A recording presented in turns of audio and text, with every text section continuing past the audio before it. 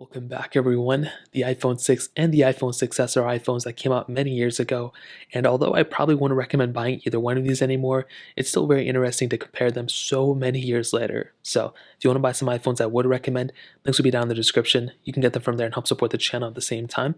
Now, side by side, you can kind of tell that both of them are pretty much the same thing on the front. They both have 4.7-inch panels, nothing really different. The iPhone 6 was actually the first iPhone to bring this bigger size, 4.7-inch panel, which is really cool. And overall, 2014 phone here, 2015 phone here, it still looks pretty good, I mean, obviously it doesn't look that good anymore, but the fronts of both of these are way more similar. The only difference really for the most part is I think the front camera, but also the fingerprint sensor here. You have Touch ID 1, the original Touch ID on the iPhone 6. On the iPhone 6s, you actually do have Touch ID 2 here, which is really cool. So you do have a little bit of a better camera sensor here, and I do have the accessibility auto brightness toggle turned on, which is very weird. But I will tell you, I think ultimately when it comes down to both of these, having a phone like an iPhone 6s that has been getting so many more versions of software than the iPhone 6 really only makes more sense. And I know that doesn't have much to do with the build quality, but that is one thing that I've immediately seen. But in terms of the front, they have pretty much the same thing. They both have the same exact port selection as well, so they both have, lightning ports and headphone jacks, and the thinness and thickness between them is roughly around the same thing too. I've heard that the 6S was a little bit thinner, but I really don't think that's the case. You also have pretty much the same type of build quality on the back, which we'll go and hit on right now. You have a single camera setup on both, so again, aluminum backs on both. Pretty much the same thing. There's not really been too much of a difference here either, which is another big thing to keep in mind. As I mentioned, when you get a phone like this, you don't want it to be, already outdated when you get it. And with something like the 6S and the 6, they're already outdated, to be honest. And the build quality is roughly around the same. So even if one felt way more premium than the other one, internally there's a lot of differences. So neither of them have wireless charging, no IP certification or anything like that either. So that's a pretty big thing to keep in mind as well. And in terms of the outside, that pretty much covers it up there. Now, in terms of the longevity between them, the iPhone 6 actually hasn't gotten an update in many, many years. It's been, I think 2019 was the last full OS update we got, but it wasn't really a full, we haven't gotten 13, 14, or 15 on this thing yet, and the 6S did get it. Now, another thing to keep in mind is we've actually been getting supplemental security updates on this device, so it hasn't been like full, updates, but it's been, if there's an issue with the recent version of software, well, you'll be able to get an update on your 6, which is really good.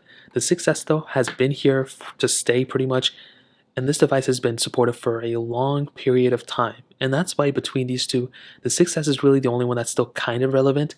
Other than that, I wouldn't recommend buying the 6S, in my opinion. So in terms of that, that covers it up there. Now let's go and do a speed comparison between both these phones. The iPhone 6s has that Apple A9 chip inside of it with 2 gigabytes of RAM, while the iPhone 6 has that Apple A8 chip inside of it with 1 gigabyte of RAM. So let's go and see which one is the faster phone between both of these. Okay, there we go. Hopping out of the both of them, we're going to hop out of both of these like this. It looks like on the 6S I had hold them. Okay, there we go. Let's get into it. 6S is here, 6 is here. Phone calls, 3, 2, 1. The 6 is very, very slow. I was not expecting that phone to be that slow compared to both of them. Music, 3, 2, 1. Yeah, I mean, there's some pretty big differences here. The 6 is obviously much slower than the iPhone 6S. And again, I wasn't expecting there to be this big of a difference, but they loaded up into the panel the same, which is kind of weird. Hopping out of this one, let's get into settings. And settings is a very basic application. 3, 2, 1. And I would still say the 6S was faster there. Hopping out of there, let's do App Store. 3, 2, 1. The 6S was a little bit slower there, but I mean, they were on different panels here, so we're probably not going to keep that one in. But let's just go and load up in like to this panel, for example. The 6 was actually a little bit faster there too, so very, very interesting. Let's go and get into the iTunes Store, which I do not have. I do 3, 2, 1. And the 6S faster there to load into that panel. And the 6 definitely taking its time, which is okay. Let's go and get into camera. 3, 2, 1. And I do think, again, the 6S was faster there. I may have been delayed a little bit clicking it on the iPhone 6. Let's go and get into mail or calendar. 3, 2, 1. And the 6S again was the faster one. Hopping out of this one, let's go and get into clock. 3, 2, 1. Again, 6S is faster there. Hopping out of this one, let's get into mail. 3, 2, 1. I've kind of done all of them already. And I mean, that one pretty much covers up that one as well. So that pretty much covers up the majority of the ones. Let's do files. 3, 2, 1. 6S again is faster. I think we're kind of seeing a trend here. Now let's kind of do the calculator app. 3, 2, 1. Pretty much the same thing. There really wasn't that big of a difference there. We can try something like Compass 321. 6S was faster to load into it ultimately. Hopping out of this one, we can try voice memos 321. And actually, that one was kind of tough. I don't really know which one was faster there. Now we can load into their Safari browser and start loading up some websites, which I don't think is going to be that big of a difference. Let's go to apple.com 321. And even there, the iPhone 6S was the faster one as well. Swiping through here, let's see if there's a big difference. And it looks like about the same thing. There doesn't really seem to be that big of a difference between these two. Hopping out of this one, let's get into some RAM management. I think we're kind of seeing a trend here, to be honest. I think the iPhone 6S was definitely the faster one here. There was a massive difference in the speed between these two. Now that could be the internals like speed and everything. That could also be because of the software updates. Maybe iOS 15 is really that much faster than iOS 12. I'm not 100% too sure. But the RAM is pretty much the same on both as well. I'm not really seeing that big of a difference. But I do think ultimately when it comes down to it, the iPhone 6 was definitely the slower one. And if it's between these two, the iPhone 6S is definitely the faster one when it comes down to it. So in terms of that, that covers it up there. Now let's go ahead and hit on the cameras.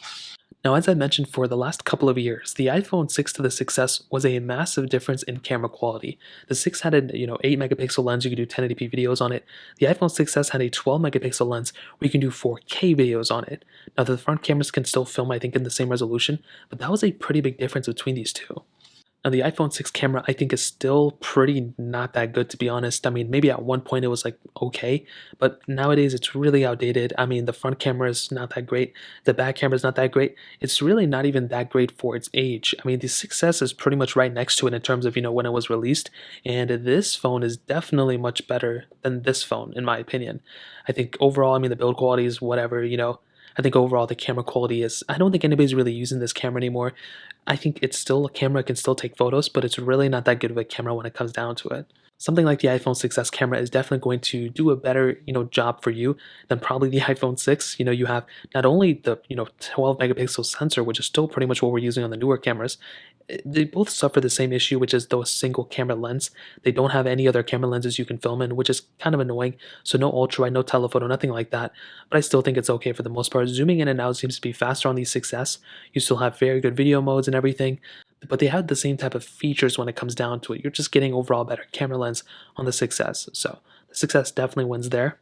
And to be completely honest, I think the iPhone 6S is definitely the better phone between these two, and it's very interesting to see the massive difference there was between these two devices. Having a phone like the iPhone 6S when the iPhone 6, was just released, I mean, it's crazy that this phone has had a life cycle that it has had. This phone has lasted for so much longer than the iPhone 6, so it's crazy to me that this phone is still supported.